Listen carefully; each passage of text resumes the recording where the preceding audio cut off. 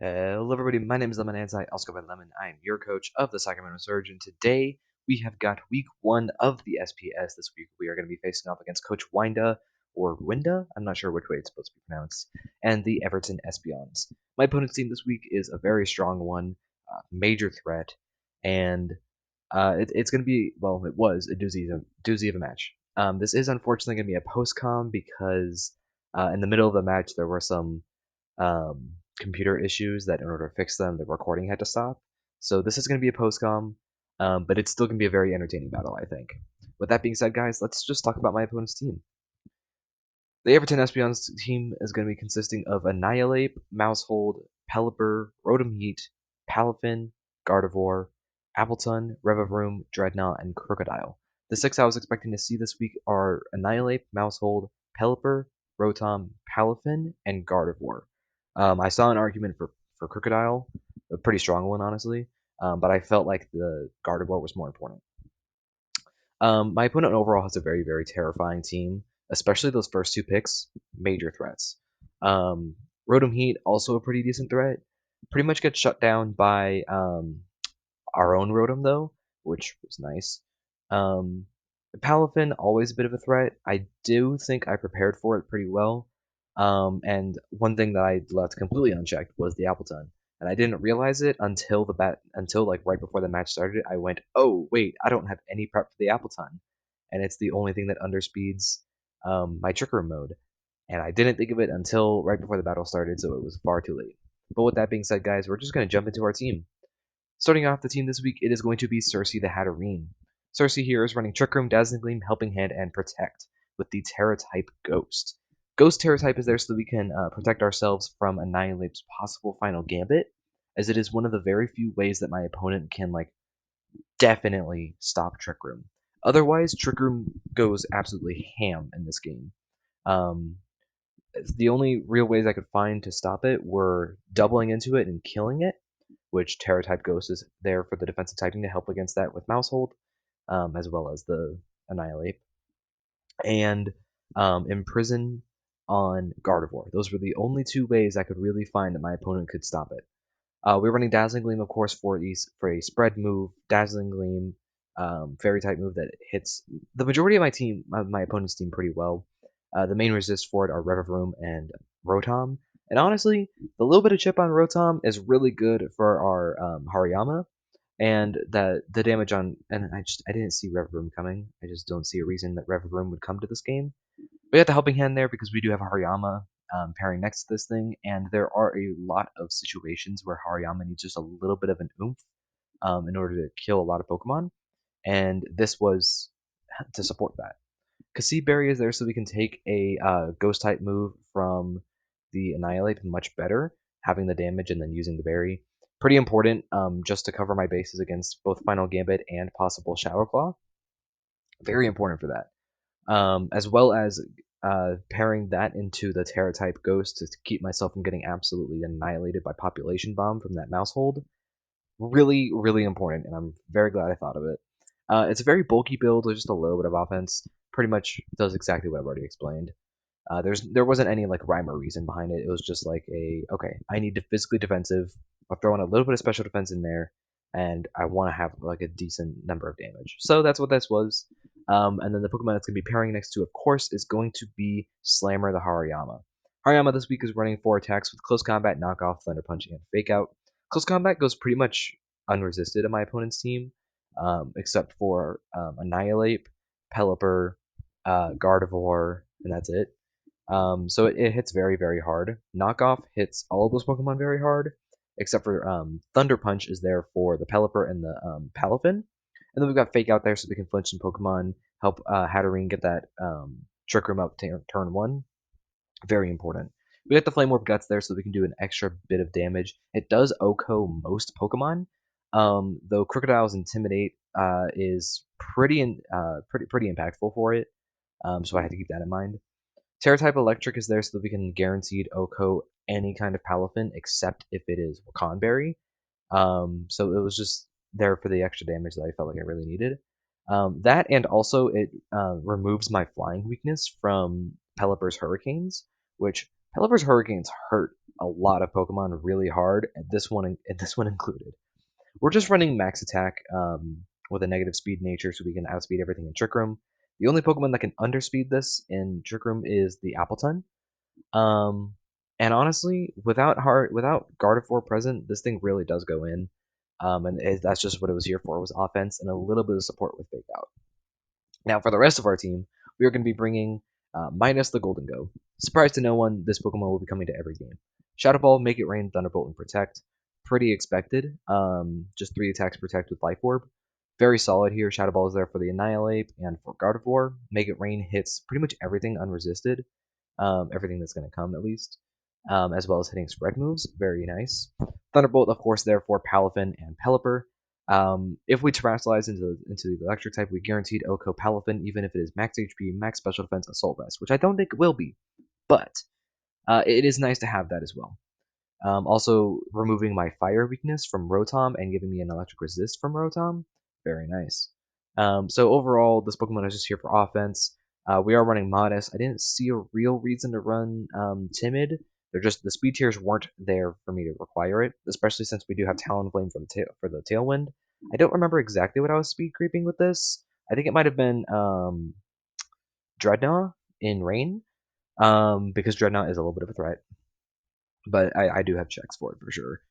And of course, with its ability, it's immune to any Thunder Waves, Taunts, Encores, Tricks. That's kind of it. It's not. Honestly, I don't think Good as Gold is that great in this format. I think it's a good ability for sure, but I think there's just not a ton of stat. Eerie Impulse. There is Eerie Impulse, though. Either way, though, full immunity, it's nice. It's never going to be a bad ability, though. Moving on to the next Pokemon, we do have Spitfire the Talonflame. I heavily miscalculated Talonflame's offensive capabilities when I drafted it. Talonflame lost access to Dual Wing Beat, which is a major loss because it's a flying type move that doesn't do recoil and is also just a good power, basically being 80 base power and hitting twice, so it stops like um, so it stops. Come on, brain. Substitute. So it stops substitute is very nice. Unfortunately, it lost that, and it was pretty impactful. We're running Tailwind, Quick Guard, Acrobatics, and Protect. Tailwind is, of course, there so we can boost my team speed. Mainly Rotom and Golden Goes. Those are the main ones that really need the speed boost. Quick Guard is there so we can be immune to, I believe it was planned for Palafin's Jet Punch. That's what it was. It's my opponent's only priority move actually on their team, at least priority attack. Acrobatics was there for pretty okay damage, and we paired it with the Pasho Berry because Pasho Berry will reduce the damage I take from water type attacks. And so I actually would be guaranteed to live a Choice Band Max Attack Adamant Flip Turn from a non-hero form Palafin in Rain. So then that would boost the acrobatics, and then we could do more damage. And it was there, and I thought it was a good idea. Now that I think about it now, probably not the best. I probably should have just run Brave Bird. There was no rhyme or reason behind this spread. I think I was just set to outspeed. I don't remember something in Tailwind. I think I don't remember. But the plan for this was to lead it with Golden Go, and if my opponent led Palafin and Pelipper, my play was to always double into the Pelipper. Because if that Pelipper is Focus Sash and it gets a Tailwind, I pretty much just lose. So that was always the plan for this pairing. The next Pokemon are going to be the ones that are pretty much always going to be in the back after our breakers come in. They are going to be Mona the Meowscarada. Meowscarada this week is running Flower Trick, Sucker Punch, Fake Tears, and Protect. I almost ran Taunt, but I just didn't feel a need for it. I do regret that. I wish I ran Taunt. Flower Trick was there so that we could pretty much just do good damage to everything on my opponent's team. From the Annihilate to Dreadnought, guaranteeing killing it. Does really good damage to Crocodile as well as Gardevoir, Palafin, even Pelipper, who's neutral and has pretty solid physical defense. It was nice. Fake Tears is there so we can support the late game Golden Go and Rotom Wash. It helps them break through my opponent's team much better because they do honestly need that little bit of extra support. We get the Focus Sash there so that I can guaranteed live a Palafin in close combat and wreck it with a Flower Trick. There isn't much rhyme or reason behind the EVs, I think again I was just set to outspeed Palafin, which I believe is the fastest Pokemon on my opponent's team. Yeah, and we could absolutely guaranteed kill Dreadnought. Um, Something I guess I should note, something pretty scary about Dreadnought now is that it has is that it has Shell Smash. So that's pretty scary. So I did feel the need to be ready for it, and that's kind of all I needed with Focus Sash Flower Trick. We got the Sucker Punch there also, so we can outspeed, so we can outprioritize Palafin's Jet Punches, so we can kill it with the Sucker Punch hopefully. And also just generally doing pretty good damage to most of my opponent's team. They don't actually have a Dark Resist other than Crocodile, so I felt pretty good bringing it. Yeah, and that's pretty much it. Just max attack with that. So the next and final Pokemon we have on our team is going to be Buzzshock the Rotom Wash. Rotom Wash this week is running 3 attacks protect, much like our Golden Go, running Hydro Pump, Shadow Ball, and Thunderbolt. It covers every Pokemon on my opponent's team for neutral or better damage, which is kind of what I felt like I needed from this Pokemon this week. With our defensive investment, we are guaranteed to live a close combat from Palafin, and it'll actually activate the Wiki Berry so we can get a little bit of healing back. I believe it's a third of our HP, which is very solid. We're running Terra type Ghost so that if a situation comes up where we actually need to be immune to Palafin's close combat, we can be. Um, so that was like decent idea. Um, and that's kind of it. It was just here for offense. Wikiberry. A lot of situations would come up where moves be a 3-hit KO and just knock us in range of the Wikiberry. So I felt like it was a good idea to bring this item for that extra bit of healing that I felt like I really needed. And with that, guys, that's actually our team.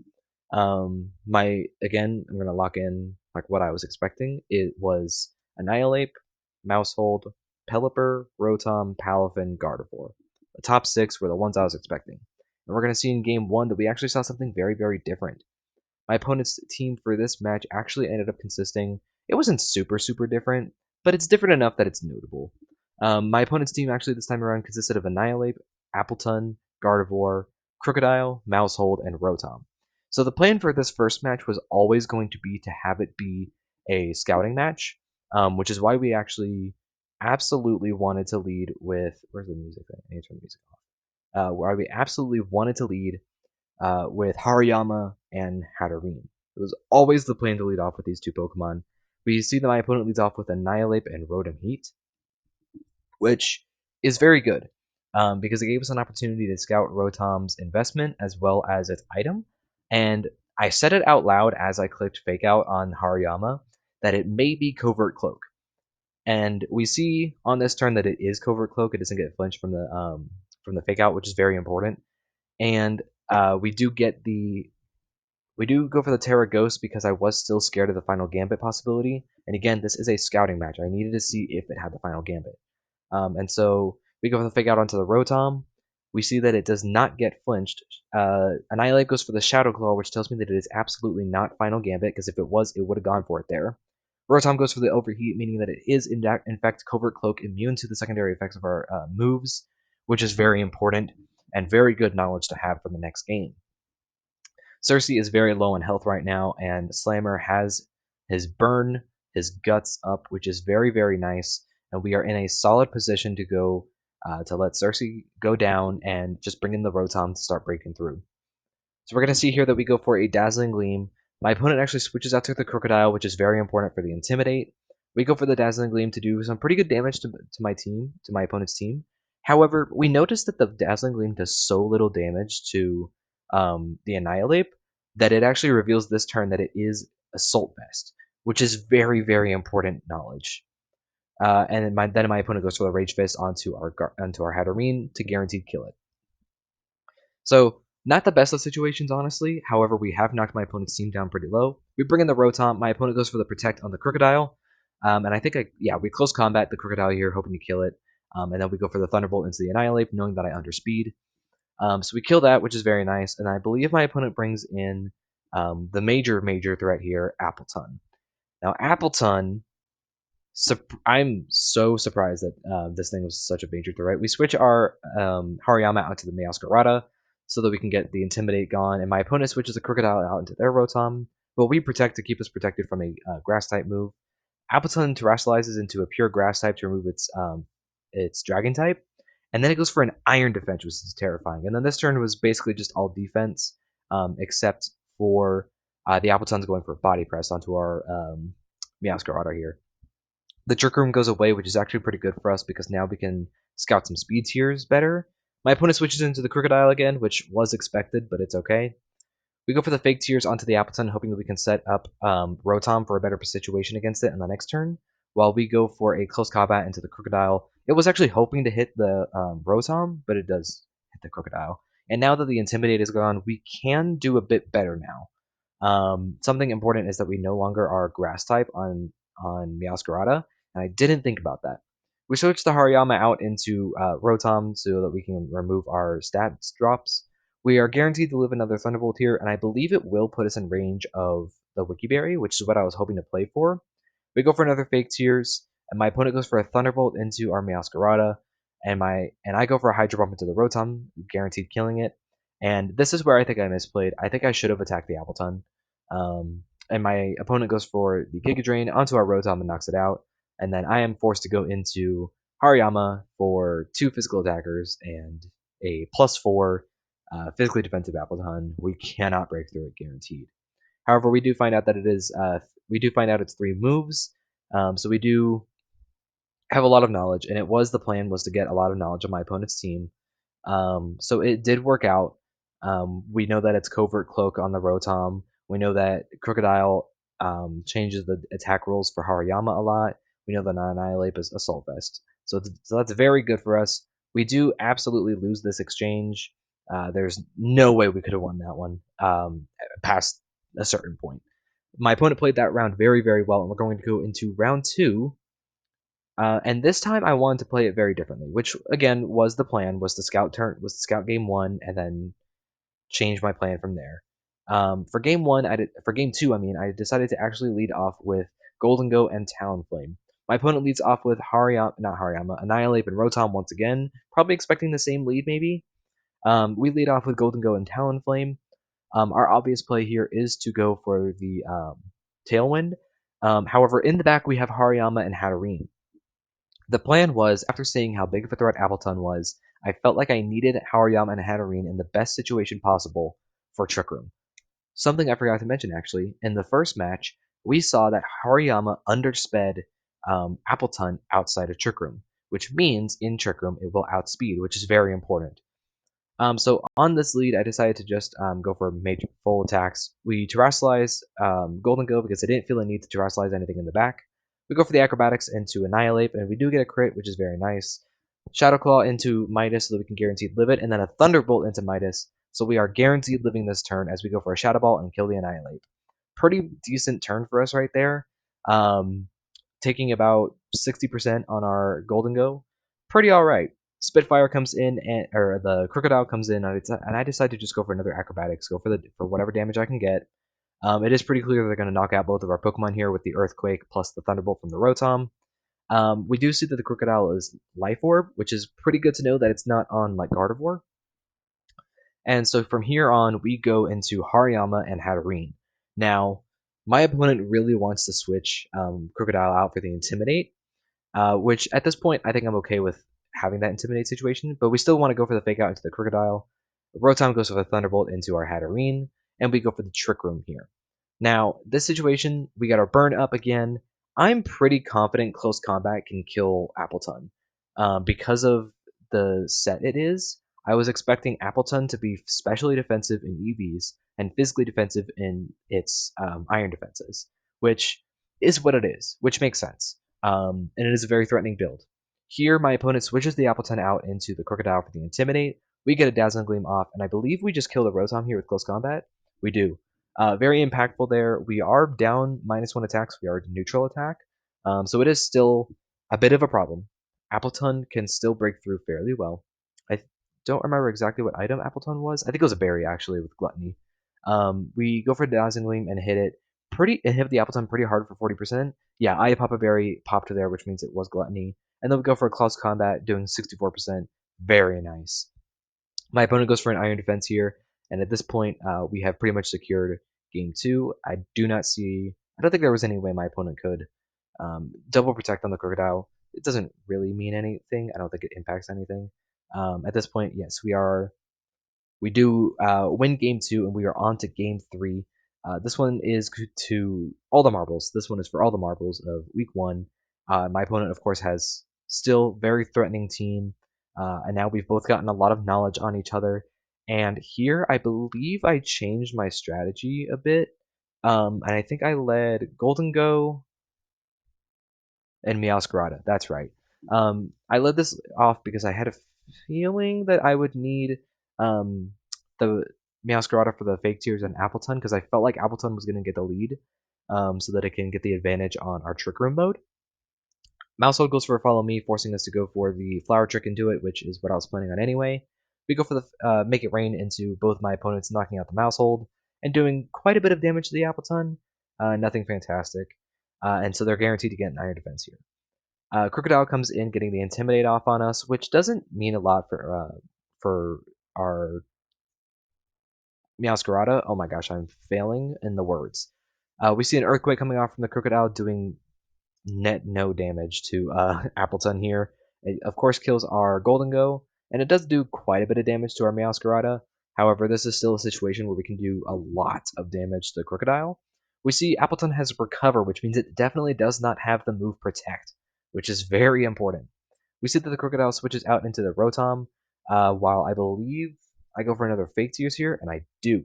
My opponent goes for the Terra Grass on the Appleton so they can remove its Fairy weakness. Good play for sure. We go for a Trick Room here, and this is a part where Appleton actually switches out, which I don't remember if I don't think I thought of that happening. And we go into our Hariyama while we protect on Hatterene, giving us that immunity to that Thunderbolt. This is a very good situation for us as we can pretty easily go for Dazzling Gleam in close combat, as Rotom is officially in range with our rolls that I had planned on. It is officially in range of that close combat. Very, very solid. Crocodile is going to go for another Earthquake, not killing either of our Pokemon, but it takes just enough damage to almost die from Life Orb. Now, this is a turn where I'm so glad that I thought of Helping Hand, because with Helping Hand, close combat, we are guaranteed to OHKO Appleton with the spread I was expecting to see. And here, we get exactly that happening. Appleton is dead, Crocodile is at 2%, so if it goes for any more attack, it dies. We see a Stomping Tantrum comes out into our Hariyama, and it dies. The plan was, if it protected there, we would on the next turn protect Hatterene and go into the Meowscarada. And then at that point, Meowscarada would outspeed and guaranteed kill the Crocodile. So guys, that is our week 1 matches. We are 2-1 in our differential because it's based on the number of games you win, not based on the number of kills and deaths. Currently, I believe Hariyama is our kill leader at 6. So very solid. This was definitely a very good week for us. Really good way to start it off. I'm so impressed with the Appleton. That was a fantastic build. Crocodile, much more impactful than I thought it was going to be. I have to keep Intimidate in mind from now on. So thank you so much, Wenda, for the match. That was a fantastic one. And thank you all so much for watching. I hope you enjoyed. If you did, do me a favor, go down to that like and subscribe button. Go ahead and sucker punch those. It shows me that you enjoy the content. I very much so enjoy creating. And with that being said, guys, I'll see you all in week 2. Good.